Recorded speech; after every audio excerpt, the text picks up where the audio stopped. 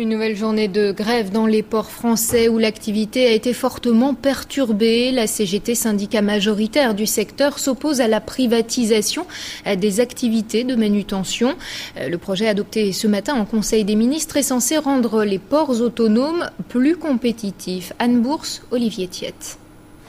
Marseille, premier port français, paralysé aujourd'hui. Environ 1 millier de personnes se sont rassemblées ce matin à l'appel de la CGT. Pendant ce temps, le projet de loi sur la réforme des ports autonomes était présenté en Conseil des ministres. Le personnel des opérations de manutention dénonce la privatisation de leur activité. C'est un véritable bradage qu'il est en train de se passer. On ne bradera pas comme ça l'activité des ouvriers qui nous font confiance. Le bras de fer a eu lieu dans toute la France. À Nantes, Rouen ou La Rochelle, les accès des ports sont restés bloqués. Cette réforme touche les 2000 grutiers et portiqueurs. Ce sont eux qui déchargent les conteneurs des navires. Comme les dockers en 92, ils vont passer sous le contrôle d'entreprises privées. Ils craignent des licenciements.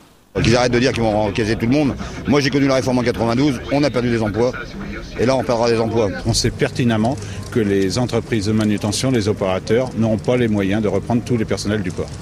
La réforme prévoit aussi des investissements dans tous les ports jusqu'en 2013 afin de les rendre plus compétitifs par rapport à leurs voisins européens. Depuis 1989, ils n'ont pas cessé de perdre des parts de marché, descendant à moins de 14% il y a 2 ans.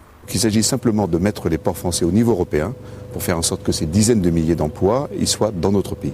Et qu'aujourd'hui, quand une entreprise française produit une machine-outil ou une voiture, elle parte par un port français, elle crée de l'emploi en France et pas obligatoirement dans les pays voisins.